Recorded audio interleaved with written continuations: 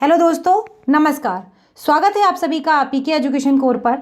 आज हम एक महत्वपूर्ण टॉपिक जानेंगे पॉलिटी में कि special provision for some state, मतलब कुछ राज्यों के लिए विशेष प्रावधान करे गए हैं। उससे क्या मतलब है कि विशेष प्रावधान क्यों किए जाते हैं और क्यों राज्य, अक्सर कर आपने सुना होगा न्यूज़ में कहते हैं कि बिहार विशेष राज्य के दर्जे की मांग कर रहा है, कभी मध्य प्रदेश करता है। तो इस तरीके से क्यों करते हैं ये विशेष राज्य के दर्जे की मांग? क्या इन्हें मिलता है इससे और क्या इन्हें बेनिफिट हो जाते हैं जिसकी वजह से हर राज्य ये चाहता है कि भाई मुझे विशेष राज्य का दर्जा मिल जाए।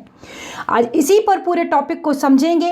क्या विशेष राज्य होते हैं, क्यों ये दर्जे की मांग करते हैं, क्या क्या इन्हें केंद्र से सहायताएं मिलना शुरू हो जाती हैं और कितने ऐसे राज्य हैं जिनको विशेष दर्जा दिया गया है। इन सभी को एक एक करके डिटेल में समझेंगे, इन सारे पॉइंट्स को, और न केवल पॉइंट्स को, उन राज्यों को भी देखेंगे कि किस किस एरियाज में उन्हें विशेष राज्य का दर्जा दिया गया है या कोई स्पेशल क्षेत्र उन्हें दिया गया है। तो इन सभी के बारे में जानते हैं और देखते हैं कि क्या क्या प्रावधान कॉन्स्टिट्यूशन में करे गए हैं। कुछ राज्य, देखिए बेसिकली अगर मैं बात करूं कि शुरुआत में तो ऐसा कुछ था ही नहीं।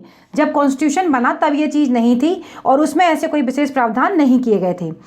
लेकिन बाद में क्या हुआ, संविधान के भाग 21 में अनुच्छेद 371 से 371 झा तक 12 राज्यों के संबंध में विशेष प्रावधान किए गए हैं। तो ये बाद में किए गए, उससे पहले नहीं किए गए। थोड़ी सी इसकी पृष्ठभूमि देखते हैं कि कब किए गए थे। ये अगर मैं बात करूं, ये किया गया था पहली जो राष्ट्रीय विकास परिषद बनी थी। सर्वप्रथम अगर मैं बात करूं 1969 में, कब बात करूं 1969 में जो बनी थी राष्ट्रीय विकास परिषद। राष्ट्रीय विकास परिषद बनी 1969 में। उस समय पर यह कहा गया, उस परिषद की बैठक में समिति बनी थी DR गॉडगिल फॉर्मूला के नाम से हम जिसे जानते हैं। DR गॉडगिल फॉर्मूला के नाम से इसको जानते हैं। और इनके अनुमोदन के बाद ये कहा गया कि एक ऐसे राष्ट्रीय विकास परिषद की जो समिति थी या उस समय पर जो चर्चा चल रही थी उसमें ये कहा गया कि केंद्र के द्वारा जो संसाधन उपलब्ध कराए जाते हैं उनमें कोई विशेष नियम जो होते हैं उनका कोई पालन नहीं होता है। तो इसके चलते क्या होता था कि अलग अलग क्षेत्रों का विकास एक साथ नहीं हो पा रहा था। अगर मैं बात करूं, जैसे किसी भी राज्य की आप बात करिए, अगर जो विकास यूपी का है वो विकास बिहार का नहीं हो पा रहा है, और अगर बात करी जाए जो विकास नागालैंड में है वो विकास मध्य प्रदेश में नहीं हो पा रहा। मतलब अलग अलग जगहों पर अलग अलग की जो जनसंख्या थी, अलग अलग कल्चर थे उनके, वहाँ पर अलग अलग धर्म जातियाँ, तो इस सभी से क्या था, एक जैसा विकास नहीं हो पा रहा था। तो आपको सबसे महत्वपूर्ण बात यहाँ पर ये समझ में आनी चाहिए कि भारत को विकास दर पर ले जाना, मतलब विकास की ओर अग्रसर करने के लिए ही ये विशेष राज्य का प्रावधान करना शुरू करा गया था। और इन्हीं के, इससे पहले कोई भी ऐसा स्पेसिफिक फॉर्मूला नहीं था कि जिसके अंतर्गत अनुदान देने की कोई बात कही जाए। उस पर क्या था, कुछ सिर्फ जो कोई योजना होती थी उसी के आधार पर ये क्या करते थे, उसको अनुदान दे दिया करते थे। और इसी जो रिपोर्ट थी, जो DR गॉडगिल कमेटी बनी थी, इसी की रिपोर्ट के आधार पर इसको स्वीकृति प्रदान करी गई थी और फिर ये दर्जा देना शुरू हुआ। तो अगर मैं बात करी जाए 1969 से 1974 में जो चौथी पंचवर्षीय योजना थी, कौन सी पंचवर्षीय योजना, चौथी पंचवर्षीय योजना के दौरान पहली बार असम को, जम्मू कश्मीर को और नागालैंड को क्या मिला था, नागालैंड को पहली बार ये दर्जा मिला था। और फिर बाद में मिला 1974 की अगर बात करें, 1974 से 1979, ये काफ़ी इंपॉर्टेंट पॉइंट है, आप इन्हें जरूर लिख लीजिएगा। पांचवी पंचवर्षीय योजना के दौरान हिमाचल प्रदेश को, मणिपुर को, मेघालय को, सिक्किम को और त्रिपुरा को ये दर्जा मिला। फिर उसके बाद 1990s में मिला जो वार्षिक योजना बनी उसके द्वारा अरुणाचल प्रदेश और मिजोरम को मिला। जितने भी ये स्टेट मैं आपको बता रही हूँ, इन सभी स्टेट के बारे में पूरी एक मैंने नॉर्थ ईस्ट के स्टेट की पूरी प्लेलिस्ट बनाई है। उसमें बहुत सारे पॉइंट एग्जाम्स के लिए बहुत ज़्यादा महत्वपूर्ण हैं। तो जो लोग भी उससे जुड़ना चाहें ज़रूर जुड़ जाएं। डायरेक्ट आप अगर देखेंगे आपको या तो आई बटन पे इसमें लिंक मिल जाएगा, नहीं तो आप सीधे जाकर पीके एजुकेशन कोर्स टाइप कर दीजिएगा यूट्यूब पे, विदाउट एनी स्पेस आपको चैनल खुलकर आ जाएगा और आप वहां से जाकर इस चीज़ को पूरा देख सकते हैं। 2001 में क्या हुआ था, उत्तराखंड को फिर ये दर्जा दिया गया। तो ये बात आपको समझ में आई कि कैसे कैसे ये चीज़ें हुई। लेकिन अब इसमें सबसे बड़ी समस्या आती क्या है, जो चिंता की बात है, अगर किसी नए राज्य को बात करी जाती है, किसी नए राज्य के लिए, और उससे कहा जाता है कि चलो ठीक है इसे किसी विशेष राज्य का दर्जा दे दिया जाए, या फिर मांग उठने लगे अगर किसी नए राज्य के लिए, तो फिर सारे राज्य क्या करते हैं, सारे राज्य कहने लगते हैं कि हमें भी विशेष राज्य का दर्जा चाहिए। तो फिर विशेषता की क्या जो परिभाषा है वही समाप्त हो जाएगी। फिर किस लिए विशेष? फॉर एग्जाम्पल, घर में अगर 5 लोग हैं, अगर बात करी जाए 5 लोग हैं और उसमें से 3 लोग बहुत ही ज़्यादा कमज़ोर हैं, शारीरिक रूप से कमज़ोर हैं या फिर मानसिक रूप से कमज़ोर हैं, या फिर उनके पास कुछ पैसा नहीं है, आर्थिक रूप से कमज़ोर हैं, वो किसी भी तरीके से अगर कमज़ोर हैं और बाकी 2 लोग समृद्ध हैं, तो फिर 2 लोगों के लिए कोई विशेष प्रावधान की बात नहीं सोचेगा। सोचेगा किसके लिए? उन 3 बच्चों के लिए, ताकि वो उनका विकास भी थोड़ा सा हो सके और वो एक समाज की मुख्य धारा में अपने आप को जोड़ पाए। इसका कॉन्सेप्ट यही था कि किसी तरीके से भारत के जो पिछड़े इलाके हैं, जो दूर दराज इलाके हैं, जहाँ पर सुविधाएं नहीं है, जहाँ पर सड़कें नहीं है, जहाँ पर पेयजल की सुविधा नहीं है, जहाँ पर उनकी धर्म संस्कृति खतरे में है, उन सभी चीज़ों को सजोया जा सके और उनके जो हित है उनको संरक्षित किया जा सके, कहीं वो ख़त्म ना हो जाए। इसलिए विशेष प्रावधान की बात हमेशा करी जाती थी। तो अब यही वाली बात है कि हर राज्य इसके लिए कई बार मांग करने लगता है, क्योंकि इसके फ़ायदे होते हैं ना। इसका फ़ायदा ये होता है कि आपको जो केंद्र है उससे सहायता ज़्यादा मिलने लगती है, और जब केंद्र से सहायता मिलने लगेगी तो जाहिर सी बात है जवाबदेहिता कम और सहायता ज़्यादा मिल जाती है। केंद्र से क्या हो जाता है, कर्ज मुक्त हो जाते हैं, और केंद्रीय सहायता के अलावा भी उन्हें स्पेसिफिक कैटेगरी स्टेटस के बहुत सारे फायदे हो जाते हैं। जैसे कि अगर बात करें निजी पूंजी निवेश के तहत, अगर कोई उद्योग लगाया, कोई कारखाना लगाना चाहें तो वो कर सकते हैं। उन्हें जो केंद्रीय कर्ज होते हैं, जैसे कि उत्पाद शुल्क हो गया, सीमा शुल्क हो गया, और अगर मैं बात करूं आयकर हो गया, इन सब में क्या होता है, छूट मिल जाती है, खास छूट दे देता है उन्हें केंद्र। तो ऐसा सभी राज्य चाहते हैं। इन करों में ऐसी रियायतें होती हैं कि उनके पास पूंजी निवेश करने के लिए एक आकर्षण बढ़ जाता है, वहाँ रोजगार के अवसर भी पैदा हो जाते हैं। तो बहुत सारे जो केंद्रीय योजनाएं हैं उनके प्रति उनकी जिम्मेदारी कम होती है और देनदारी भी कम होती है। इसके कारण उनके पास थोड़ी बचत भी हो जाती है। अपनी योजनाओं के लिए जो भी वो काम करते हैं उन्हें अच्छा सा फायदा किससे मिल जाता है, केंद्र सरकार से मिल जाता है। इसलिए हर राज्य यही चाहता रहता है कि बस मुझे आसानी से क्या मिल जाए, स्पेशल स्टेट का दर्जा मिल जाए, विशेष राज्य का दर्जा मिल जाए। मेन तो इसका यही उद्देश्य था कि भाई किसी तरीके से पिछड़ापन है उसको दूर करा जाए, और किसे दूर करा जाए, क्षेत्रीय असंतुलन, इसको बैलेंस किया जाए। जो क्षेत्रीय असंतुलन है उसको बैलेंस किया जाए, असंतुलन इनको बैलेंस किया जाए, इसलिए किया गया था। लेकिन उसके पीछे होती क्या थी, बहुत सारी चीज़ें हो गई थी। अब विशेष राज्य दर्जा देने के लिए चैप्टर पर मैं बाद में आऊँगी, पहले आपको उसकी पूरी पृष्ठभूमि समझा देती हूँ कि विशेष राज्य का दर्जा क्यों जरूरी होता है और क्यों लोग मांगते रहते हैं, क्यों स्टेट इसकी रिक्वायरमेंट करते हैं। तो अगर बात करूँ बहुत दूर दराज के अगर पर्वतीय इलाके हैं तो वहाँ पर जो भूभाग है वहाँ पर ना तो ढंग से कारखाने लग पाते हैं, ना लोगों की जो जीविकोपार्जन है वो आसानी से चल सकती है, कृषि के लिए कई बार समस्याएं उत्पन्न होती हैं। तो ऐसा कहा गया कि उनके लिए वहाँ पर विशेष उपलब्ध या विशेष सहायता उपलब्ध कराई जाएगी। राज्य का कोई भी अगर हिस्सा है और अगर किसी अंतर्राष्ट्रीय बाउंड्री से लगता है तो उसके लिए भी ये कुछ सेवा शर्तें हैं जो मिलेंगी किसी राज्य को जो मांग रहा होगा विशेष राज्य का दर्जा। प्रति व्यक्ति आय और गैर राजस्व कर भी वहाँ पर क्या हो, बहुत ही कम हो उन चीज़ों को, और वहाँ पर क्या हो, जो आधारभूत ढांचे हैं का उनका अभाव हो, मतलब बेसिक स्ट्रक्चर भी जो हो उस जगह का वो ठीक ना हो, उन चीज़ों के लिए भी।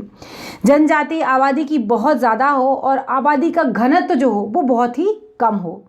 इसके अलावा पिछड़ापन हो गया, भौगोलिक स्थिति हो गई, सामाजिक दशाएं हैं, वहाँ की संस्कृति, वहाँ के रहन सहन लोगों का, बहुत सारे फैक्टर्स इसमें काम करते हैं। तो भारतीय संविधान की अगर मैं बात करूं, किसी भी राज्य के लिए विशेष श्रेणी राज्य का कोई प्रावधान नहीं था। लेकिन जब पहला योजना आयोग और राष्ट्रीय विकास परिषद ने ये माना कि हमें इन चीज़ों की आवश्यकता है और इसके लिए ये काम किया गया, तभी बात करी गई अनुच्छेद 371 से लेकर 300 तक इन सभी को सहायता देने के लिए प्रावधान किए गए। अब आते हैं टॉपिक पर और एक एक पॉइंट इसको समझेंगे। वीडियो अगर आप देख रहे हैं और आपको अच्छा लगे, आपको कोई पॉइंट जल्दी लगा समझाने में, तो आप पीछे जाकर पॉज करके वीडियो को देख सकते हैं। अब हम चैप्टर की तरफ बढ़ते हैं। वीडियो अच्छा लगे तो प्लीज़ लाइक ज़रूर कर देना। संविधान के भाग 21 में अनुच्छेद 371 से मतलब 371 से लेकर 371 झा तक 12 राज्यों के संबंध में विशेष प्रावधान किए गए हैं। कई बार पूछा जाता है कि विशेष राज्य की जो कैटेगरी है वो किन किन राज्यों को मिली हुई है, तो आपको पता होना चाहिए सबसे पहले तो नंबर्स कि 12 राज्य हैं से। इन राज्यों के नाम है महाराष्ट्र, गुजरात, नागालैंड, असम, मणिपुर, आंध्र प्रदेश, तेलंगाना, सिक्किम, मिजोरम, अरुणाचल प्रदेश, कर्नाटक एवं गोवा। ये सारे राज्य हैं। तो अब आपको पता चल गया ये 12 राज्य कौन से हैं। आप जहां पर भी नोट्स बना रहे हो इन सभी को ज़रूर लिख लें। इनका उद्देश्य इन राज्यों के पिछड़े इलाकों में रहने वाले लोगों की आवश्यकताओं को पूरा करना है। जो भी इनकी बेसिक नेसेसिटी है उन सभी को पूरा किया जाए। राज्यों की जनजातियों के लोग जो हैं उनको आर्थिक और उनके सांस्कृतिक हित हैं उनकी भी रक्षा की जाए और कुछ अशांत इलाकों में कानून एवं व्यवस्था को भी स्थापना की जाए, मतलब व्यवस्था जो है वो प्रॉपर तरीके से चलती रहे और जो स्थानीय लोग हैं इनके हितों की रक्षा करी जाए। जो भी इनके हित हैं इनके फेवर में उनकी रक्षा करी जाए। अब वैसे मूल संविधान में इन राज्यों के लिए इस प्रकार का कोई प्रावधान नहीं था। मैंने आपको बताया कि ऐसा पहले जो मूल कॉन्स्टिट्यूशन हमारा बना था, जो बेसिक स्टार्टिंग में कॉन्स्टिट्यूशन था, उसमें ऐसे कोई प्रावधान नहीं किए गए थे। इन प्रावधानों को संबंधित राज्यों की विशेष आवश्यकताओं के मद्देनजर या राज्यों के पुनर्गठन से उत्पन्न समस्याओं को हल करने के लिए संविधान संशोधन के द्वारा इन्हें शामिल किया गया। मैंने आपको बताया गॉडगिल समिति के अनुसार 1969 में इन्हें लाया गया। पूछा जाता है कई बार कि विशेष राज्य का दर्जा कब से शुरू हुआ, तो आपको पता होना चाहिए। अब देखते हैं महाराष्ट्र एवं गुजरात के लिए क्या क्या प्रावधान है। आर्टिकल 371 राष्ट्रपति को प्राधिकृत करता है कि वह महाराष्ट्र एवं गुजरात के राज्यपालों को कुछ विशेष शक्तियां दे। किनको? जो महाराष्ट्र और गुजरात के जो राज्यपाल हैं उनको कुछ विशेष शक्तियां दे। जैसे बात करी जाए विदर्भ, मराठावाड़ एवं शेष महाराष्ट्र जो है तथा सौराष्ट्र, कच्छ एवं गुजरात के लिए पृथक विकास बोर्डों की क्या करे वो स्थापना करे। और ये भी कहा गया कि इन कार्यों को वार्षिक प्रतिवेदन राज्य विधानसभा में पेश किया जाएगा। जो इनका काम होगा या जो चीज़ें होंगी वो क्या वार्षिक रूप से कहाँ किया जाएगा पेश, राज्य की जो विधानसभा होगी वहाँ पर इन्हें पेश किया जाए। अब क्या है, उन क्षेत्रों में विकास के व्यय हेतु विधियां जो भी बनाई गई उनको और आवंटन जो भी उनके लिए पैसा आवंटित किया जाए उन सभी चीज़ों पर निगरानी रखी जाए। इन क्षेत्रों में तकनीकी शिक्षा हो गई, व्यवसाय हो गया, प्रशिक्षण के लिए पर्याप्त सुविधाएं जो हैं वो क्या है उपलब्ध कराई जाएं और उचित व्यवस्था करना, उक्त वर्णित क्षेत्रों के युवाओं के लिए राज्य की सेवाओं में पर्याप्त प्रतिनिधित्व सुनिश्चित करना और इनकी व्यवस्था करना। इसमें ये कहा गया कि अगर इनका प्रतिनिधित्व जो भी पिछड़े इलाके हैं अगर यहाँ पर इनकी राज्य की जो व्यवस्थाएं हैं उसमें प्रॉपर नहीं है तो उन सभी के लिए क्या किया जाए, एक प्रतिनिधित्व उनका प्रॉपर बनाया जाए कि इतने लोग कम से कम इसमें पार्टिसिपेट या इसमें आएंगे ही आएंगे, तो उस व्यवस्था को भी बनाया जाए। यहाँ पर पर्याप्त सुविधाएं जो बेसिक नेसेसिटी हैं उनको भी पूरा किया जाए। नागालैंड के लिए प्रावधान की अगर बात करें तो ये आता है 371 का के अंतर्गत या फिर अंतर्गत नागालैंड राज्य के लिए क्या क्या प्रावधान है। संसद द्वारा कई मामले ऐसे हैं जो अधिनियम बनाया गया उसमें अधिनियम तक नागालैंड पर लागू नहीं होगा। अब वो कौन कौन से हैं जो लागू नहीं होंगे देखते हैं। जब तक राज्य विधानसभा इसका अनुमोदन ना कर दे तब तक ये लागू नहीं होंगे। राज्य की विधानसभा काफ़ी पावरफुल है। यहाँ पर नागाओं की धार्मिक या सामाजिक प्रथाएं हैं जो उनको संरक्षित रखना, नागा रूढ़ जन्य विधि और प्रक्रिया, सिविल और दंडिक न्याय प्रशासन जहाँ विनिश्चय नागा रूढ़ जन्य विधि के अनुसार होते हैं। जहाँ पर भी जो नागा जनजातियाँ हैं जिस हिसाब से उनकी विधियाँ हैं, कानून है या चीज़ों को करते हैं, चाहे वो न्यायिक हो या फिर सिविल हो, इन सभी चीज़ों को उनकी परमिशन के साथ ही किया जाएगा। भूमि और उनकी संपत्ति स्रोता का स्वामित्व का अंतरण जो कुछ भी किया जाएगा वो उनकी परमिशन से और राज्य की विधानसभा के अनुमोदन करने तक ही किया जाएगा। नागालैंड जब तक स्थानीय नागाओं द्वारा किए गए उपद्रव समाप्त नहीं हो जाते तब तक राज्य में कानून एवं व्यवस्था बनाए रखने का विशेष दायित्व किस पर है, राज्यपाल पर है। अक्सर कर आपने देखा होगा ऐसे स्टेट में क्या होता है, यहाँ पर हमेशा जो बढ़ता रहता है, कहीं आतंकवाद टाइप का बढ़ता रहता है, कहीं पर बहुत ज़्यादा उपद्रव होते रहते हैं, कहीं ये भारत से हटने की मांग करने लगते हैं, कहीं स्वायत्तता की मांग करने लगते हैं, बहुत सारे ऐसे पॉइंट्स होते हैं। तो ये क्या हो जाता है कि जब ऐसी चीज़ें आएंगी तो इनका विशेष दायित्व किसके ऊपर होता है, राज्यपाल के ऊपर होता है कि जो स्टेट है उसकी सुरक्षा करे और उसके हिसाब से चीज़ों को बनाए रखें संविधान के अकॉर्डिंग। अपने इन दायित्वों के निर्वहन में राज्यपाल राज्य की मंत्रिपरिषद से परामर्श कर सकता है, लेकिन वह स्वयं विवेक से निर्णय लेने का अधिकारी भी होता है। देखिए बाकी राज्यों में क्या है कि वो मंत्रिपरिषद की सलाह पर ही सारे काम करता है, लेकिन यहाँ पर क्या बात करी जा रही है कि स्वयं विवेक से भी वो निर्णय ले सकता है, क्योंकि ये राज्यों में जो भी सिचुएशन है या जो भी जिस तरीके का उग्रवाद पनपता है उन सभी से संरक्षित रखने के लिए, बचाने के लिए राज्यपाल के पास ये पावर है कि अपने विवेक का प्रयोग वो कर सकता है। उसका निर्णय ही अंतिम मान्य होगा। राज्यपाल के इस विशेष दायित्व को यदि चाहे तो कौन समाप्त कर सकता है? केवल और केवल राष्ट्रपति ही इसको समाप्त कर सकता है। राज्यपाल का यह दायित्व होगा कि वह केंद्र सरकार द्वारा राज्य के विकास हेतु विशेष कार्य हेतु दिए गए धन का उचित आवंटन एवं व्यय सुनिश्चित करे। यहाँ पर राज्यपाल के पास बहुत ज़्यादा पावर्स हैं। इन स्टेट में राज्यपाल क्या कर सकता है कि जो भी धन है या उनके लिए मांग भी सकता है और केंद्र सरकार से उनके विकास हेतु विशेष कार्य हेतु धन का उचित आवंटन भी कर सकता है एवं सुनिश्चित भी कर सकता है, जिसमें इस कार्य से संबंधित अनुदान मांगे भी शामिल इसमें होंगी। राज्य में के त्वेनसांग जिले के लिए 35 सदस्य एवं क्षेत्रीय परिषद की स्थापना की जाएगी और राज्यपाल को इस परिषद के गठन की अगर बात करी जाए तो सदस्यों का चयन करना, उनकी योग्यता को देखना, कार्यकाल को देखना, वेतन एवं भत्ते निर्धारित करना, उनकी कार्यप्रणाली कैसी होगी, परिषद के लिए उत्तराधिकारी एवं अन्य लोगों की नियुक्ति सुनिश्चित करना, उनकी सेवा शर्तों को देखना, ये सब का मंत्रिपरिषद के कार्य संचालन से संबंधित जितने भी नियम और विनिमय होंगे इन सब को बनाने का अधिकार होगा। किसे होगा? राज्यपाल को होगा। राज्यपाल ये सारे काम कर सकता है। अब देखिए नागालैंड के निर्माण में 10 वर्ष की अवधि या आगे भी राज्यपाल के विवेकानुसार इस क्षेत्रीय परिषद के गठन के संबंध में त्वेनसांग जिले के बारे में कुछ और भी प्रावधान लागू होंगे, उनको देख लेते हैं। त्वेनसांग जिले के शासन का संचालन राज्यपाल के द्वारा किया जाएगा। किसके द्वारा किया जाएगा? राज्यपाल के द्वारा किया जाएगा। राज्यपाल केंद्र से राज्य के विकास के लिए प्राप्त विधि से त्वेनसांग जिले और शेष नागालैंड के विकास हेतु उचित धन का आवंटन भी कर सकता है कि धन की कितनी आवश्यकता है उसको वो दे सकता है। नागालैंड की विधानसभा द्वारा बनाया गया कोई भी अधिनियम जो होगा वो त्वेनसांग जिले पर कब तक लागू नहीं होगा? जब तक कि जिले की जो क्षेत्रीय परिषद है, उस जिले की जो क्षेत्रीय परिषद है इस बारे में राज्यपाल को अनुशंसा ना करे, मतलब राज्यपाल को ना बताए या फिर राज्यपाल से परमिशन ना ले, तब तक कुछ नहीं कर सकती है। कौन? नागालैंड की विधानसभा इसके द्वारा कुछ नहीं कर पाएगी। तो पावर किसके पास ज़्यादा है? वहाँ की क्षेत्रीय परिषद जो होगी और राज्यपाल के पास होगी। राज्यपाल के संज्ञान में ये बात ज़रूर लाई जाएगी कि ऐसा कोई नियम या अधिनियम लाया जा रहा है। किसके लिए? त्वेनसांग जिले के लिए।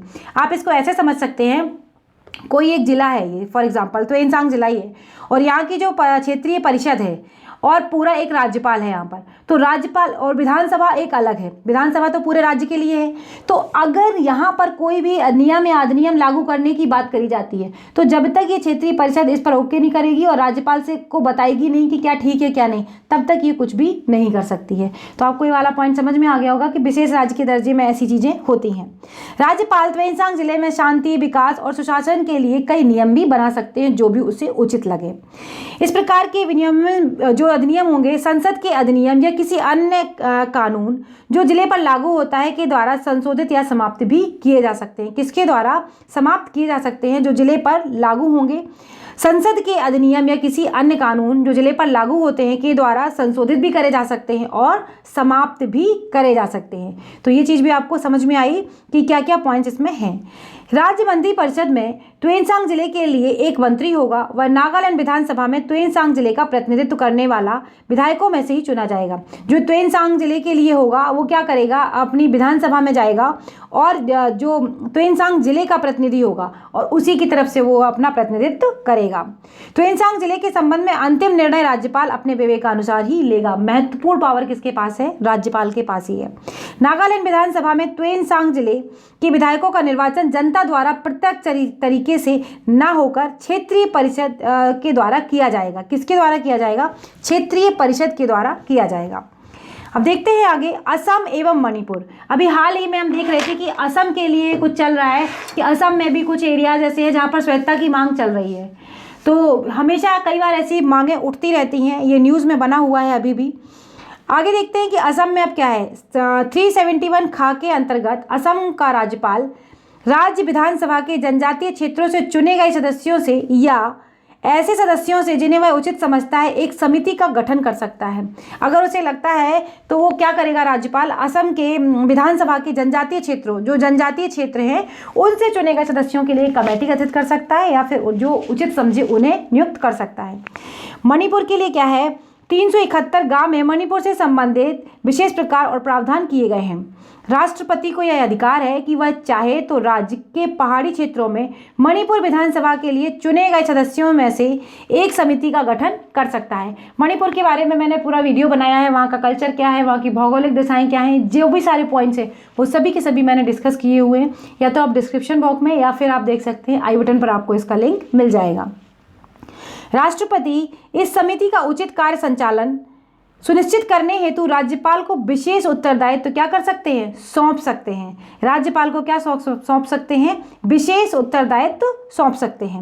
अब अगर बात करी जाए, राज्यपाल राज्य के पहाड़ी क्षेत्रों के प्रशासन के संबंध में प्रतिवर्ष राष्ट्रपति को प्रतिवेदन भेजेगा और राज्य के पहाड़ी क्षेत्रों के प्रशासन के संबंध में केंद्र सरकार राज्य सरकार को आवश्यक दिशा निर्देश भी दे सकती है। क्या दे सकती है, आवश्यक दिशा निर्देश दे सकती है।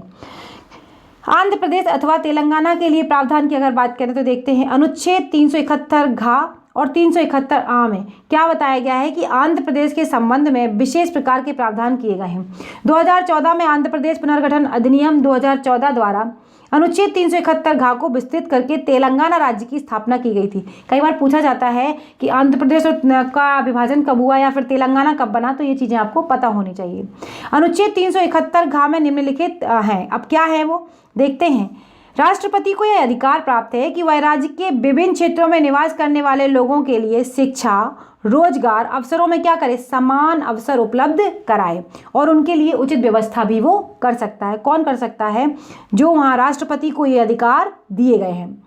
उचित व्यवस्था कर सकता है, वे राज्य के विभिन्न क्षेत्रों के लिए विभिन्न प्रकार के प्रावधान भी बना सकते हैं। अब इस उद्देश्य से राष्ट्रपति को राज्य सरकार के सहयोग की आवश्यकता होती है, जिससे कि वह राज्य के विभिन्न जो भाग हैं उनमें क्या करे, स्थानीय कैडर के लिए लोक सेवाओं का गठन संगठित करके यह किया जा सकता है तथा किसी भी स्थानीय कैडर की आवश्यकता अनुसार सीधी भर्ती भी वो कर ले। वे यह भी निर्धारित कर सकते हैं कि किसी भी शैक्षणिक संस्थान में राज्य के किस भाग में छात्रों को प्रवेश में वरीयता दी जाए। कुल मिलाकर देखिए, आप जितने भी पॉइंट्स देख रहे हैं इसमें यही कहा जा रहा है कि विकास की मुख्य धारा से उन्हें जोड़ने के लिए काम करा जा रहा है जो पिछड़े या फिर दूर दराज के इलाके हैं। वे इस प्रकार के किसी कैडर या किसी शैक्षणिक संस्थान में राज्य के किसी विशेष क्षेत्र के लोगों के लिए विशेष आरक्षण की व्यवस्था भी कर सकते हैं। राष्ट्रपति और क्या कर सकता है इसमें, राज्य में सिविल सेवाओं के पदों पर कार्यरत जो अधिकारी हैं उनकी शिकायतों एवं विवादों का निपटारा हेतु प्रशासनिक अधिकरण की भी स्थापना कर सकता है। और क्या कर सकता है, लोकसभा में भर्ती, उनका आवंटन, उनकी पदोन्नति, इनसे सभी शिकायतों की भी सुनवाई वो कर सकता है। यह अधिकरण राज्य उच्च न्यायालय के क्षेत्राधिकार से बाहर कार्य करेगा। बहुत ही महत्वपूर्ण पॉइंट है, ये क्या करेगा, जो राज्य का उच्च न्यायालय उसके क्षेत्राधिकार से बाहर ये काम करेगा। केवल उच्चतम न्यायालय के अतिरिक्त किसी अन्य न्यायालय के प्रति यह अधिकरण अपने कार्यों एवं निर्णयों के प्रति जवाबदेह नहीं होगा। मतलब उच्चतम न्यायालय के प्रति जवाबदेह होगा, क्योंकि बात यहाँ पर किसकी करी जा रही है, राष्ट्रपति की करी जा रही। इसलिए राष्ट्रपति को लगता है कि इस अधिकरण का कार्य समाप्त हो चुका है या इसकी आवश्यकता नहीं है, तो इस अधिकरण को वो क्या कर सकते हैं, समाप्त भी कर सकते हैं। 300 के अनुसार संसद को आंध्र प्रदेश राज्य में केंद्रित विश्वविद्यालय की स्थापना करने का भी अधिकार देता है। सिक्किम के लिए क्या प्रावधान है, काफी इंपॉर्टेंट पॉइंट है और कई बार एग्जाम में यहाँ से पूछे जाते हैं क्वेश्चन। 36वें संविधान संशोधन अधिनियम 1975 के द्वारा राज्य को पूर्ण राज्य का दर्जा प्राप्त हुआ था। यह पूछा गया है एग्जाम में बहुत बार। इस संशोधन के माध्यम से संविधान में एक नया अनुच्छेद 371 जोड़ा गया, जिसमें क्या क्या लिखे थे देखते हैं। सिक्किम विधानसभा का गठन कम से कम 30 सदस्यों से होगा। कितना, कम से कम 30 सदस्य होना चाहिए। लोकसभा में सिक्किम को 1 सीट दी जाएगी तथा पूरे सिक्किम को एक संसदीय क्षेत्र माना जाएगा। सिक्किम की जो जनसंख्या है कि विभिन्न अनुभागों के अधिकार पर हितों की रक्षा के लिए संसद को यह अधिकार दिया गया कि वह सिक्किम की विधानसभा की अधिकांश सीटें इन समुदाय के सदस्यों से भी भरी जाए।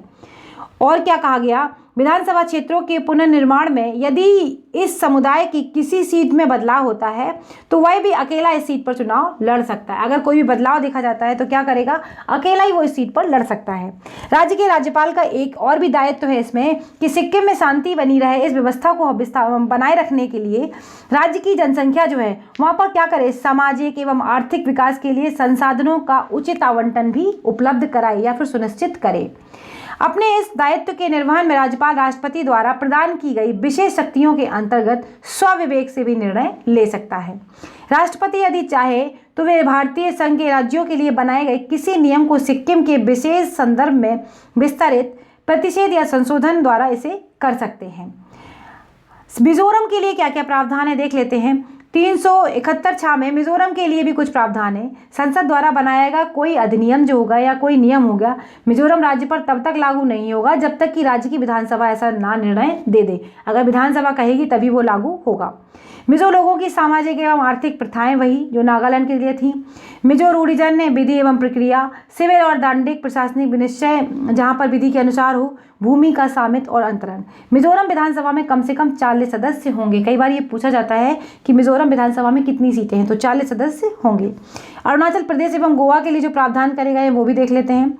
ये 371 में इनके लिए प्रावधान है। अरुणाचल प्रदेश के राज्यपाल जो होंगे पर राज्य में कानून और व्यवस्था स्थापना करने का विशेष दायित्व है। सभी राज्यों, जितने भी राज्य मैंने पढ़े, राज्यपाल या फिर राष्ट्रपति, इन्हीं के पास ये दायित्व दिए गए हैं।